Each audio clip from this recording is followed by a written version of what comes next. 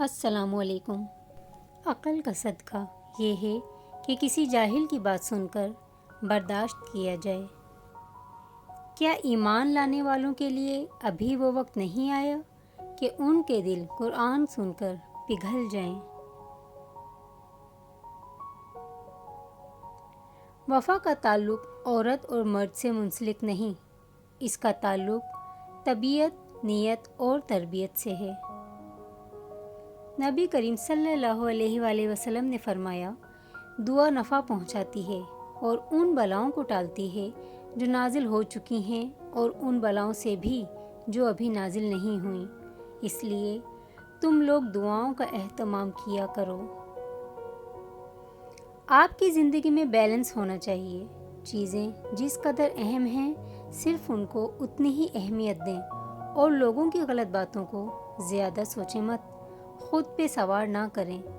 جو وہ کہتے ہیں وہ ان کا اوپینین ہے، آپ کیسے ہیں یہ آپ کو خود پتہ ہے۔ جو بات آپ کے دل میں اتر گئی وہی آپ کا انجام ہے۔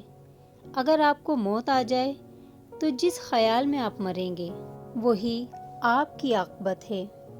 رسول اللہ صلی اللہ علیہ وآلہ وسلم نے ارشاد فرمایا، جو شخص اس حال میں مرا کہ وہ یقین کے ساتھ جانتا تھا کہ اللہ کے سوا کوئی معبود نہیں ہے تو وہ جنت میں جائے گا۔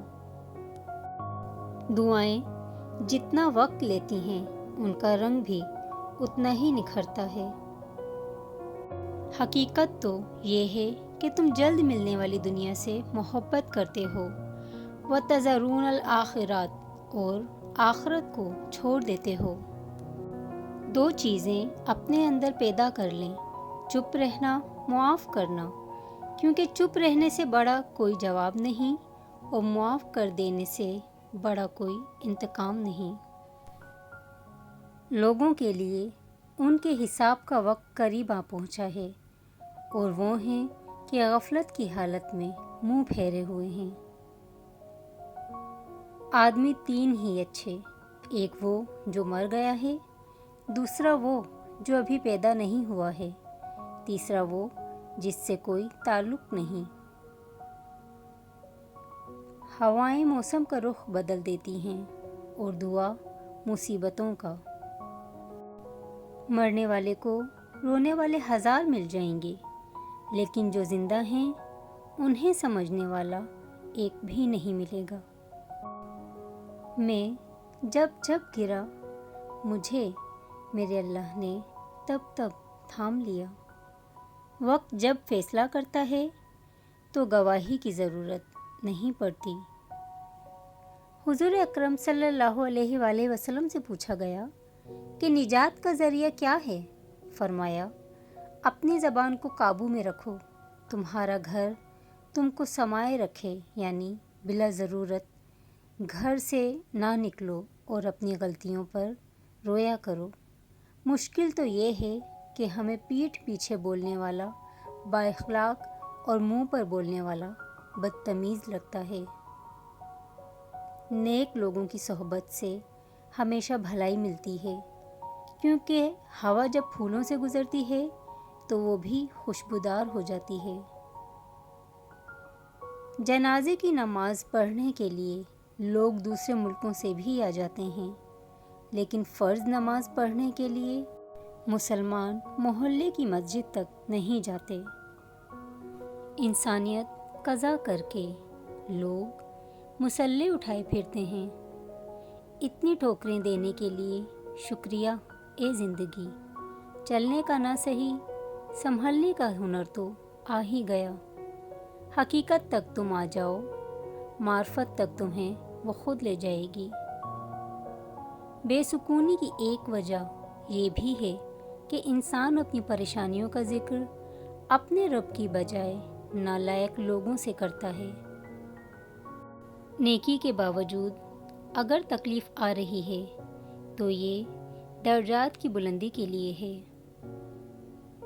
زندگی میں لوگوں سے ایک ہی سبق ملا، جن کو ہم جتنا خاص کرتے گئے ان کے لیے ہم اتنے ہی عام ہوتے گئے۔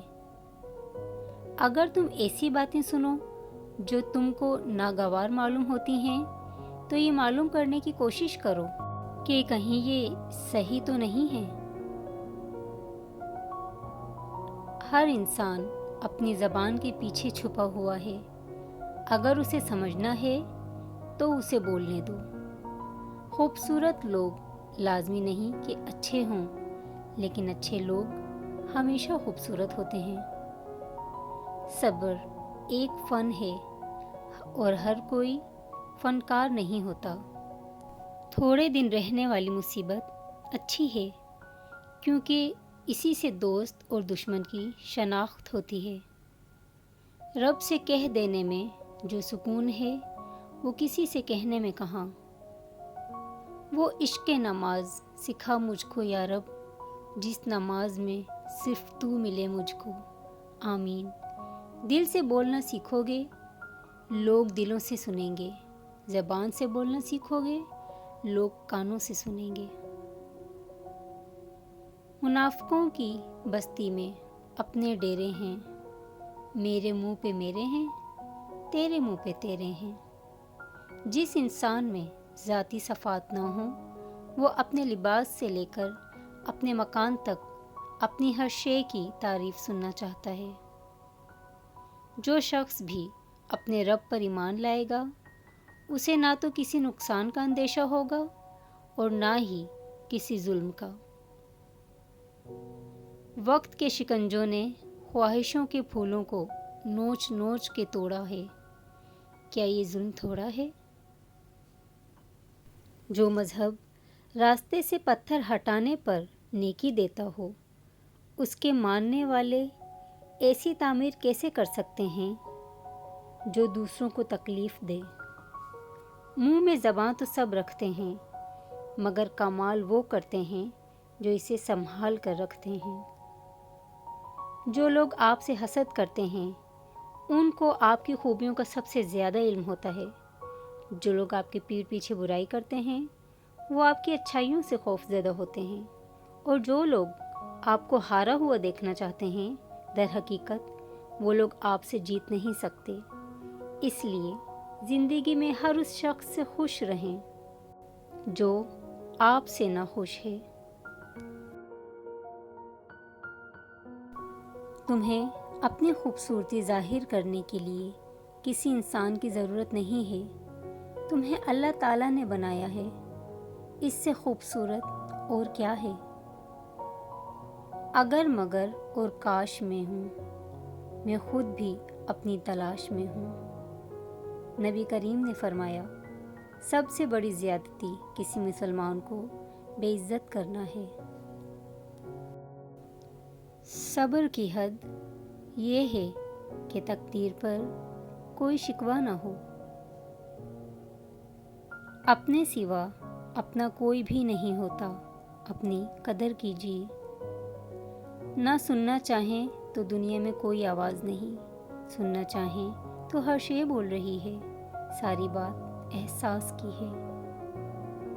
سچے لوگوں کو غصہ جلدی آ جاتا ہے، منافق لوگ منہ پر مسکراہٹ اور دل میں غصہ رکھتے ہیں۔ اگر ویڈیو پسند آئی ہو تو please subscribe, like and share کیجیے۔ اللہ حافظ۔